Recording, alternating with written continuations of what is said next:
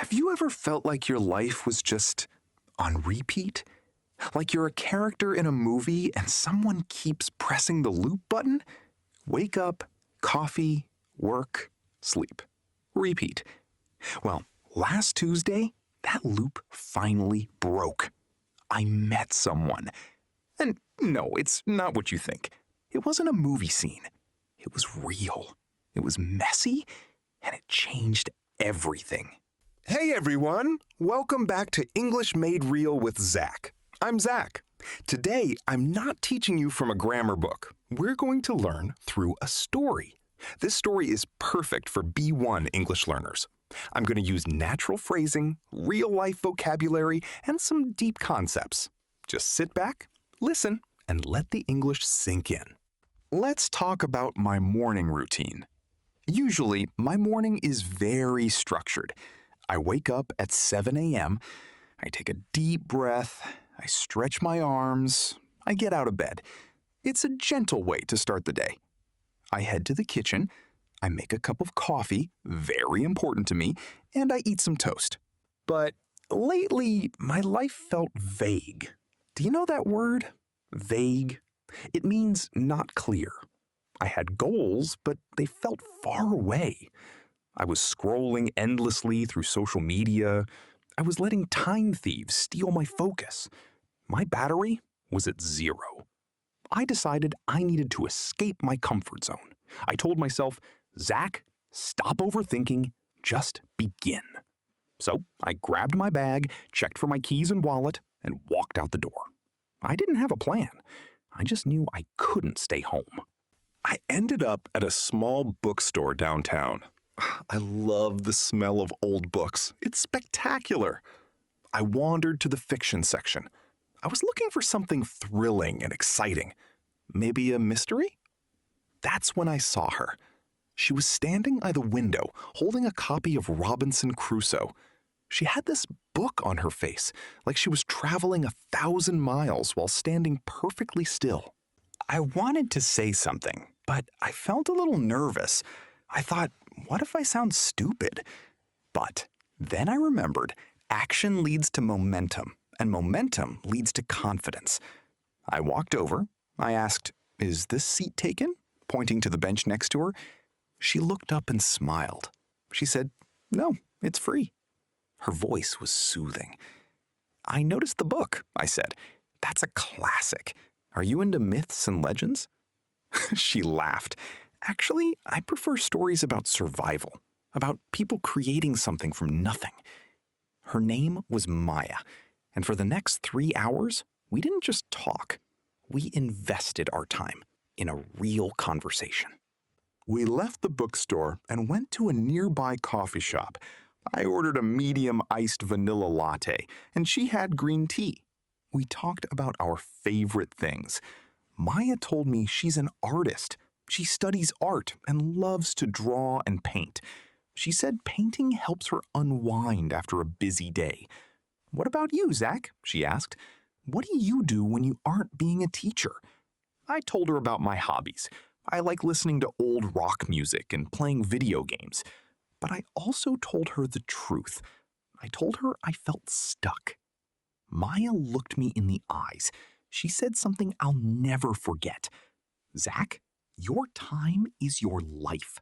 Don't kill it." She told me about the growth mindset. She said, if you want to change your life, you have to do something uncomfortable every day. I felt I was waking up from a long sleep. It was real talk, not sugar-coated lies. A few weeks later, Maya and I decided to take a trip. We wanted to see the world.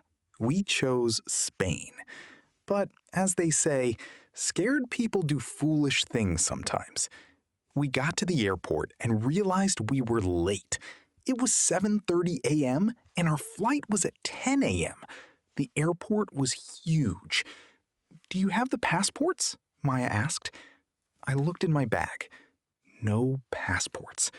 I felt sad and angry at myself. I thought I had blown it. Maya didn't scream.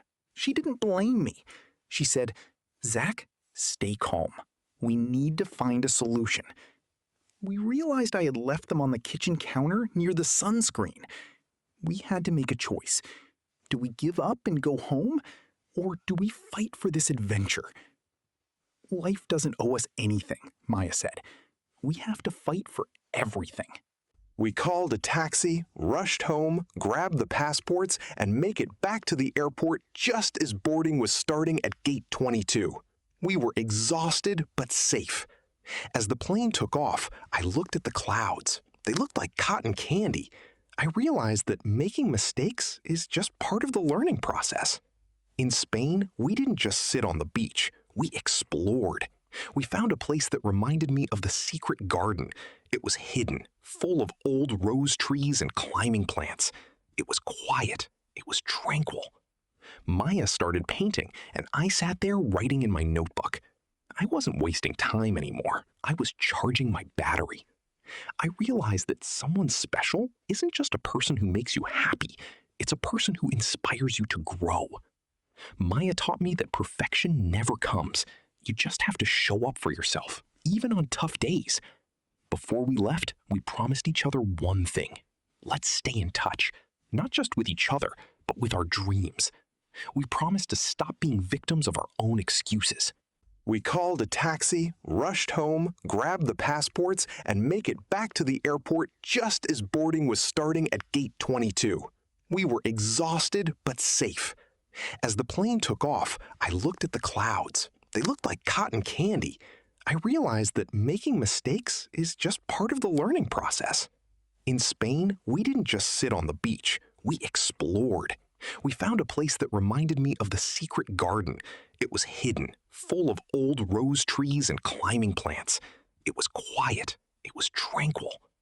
Maya started painting, and I sat there writing in my notebook.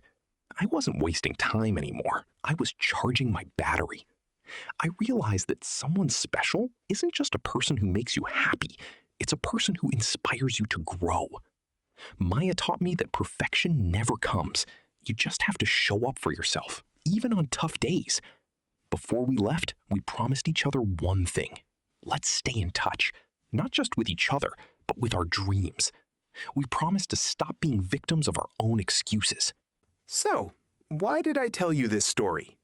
Because English is more than just words and grammar. English is a tool for expression and expansion. It's how we share our lives, our mistakes, and our special moments. I want you to take action today. Don't wait for next week or next year. If you enjoyed this story, please subscribe to English Made Real with Zach. Share this with a friend who is bored to death with their current routine. Remember, every sentence you repeat, every story you listen to is an investment in your future. Keep listening, keep speaking, and most importantly, keep believing in yourself. I'm Zach. I'll see you in the next one. Bye for now.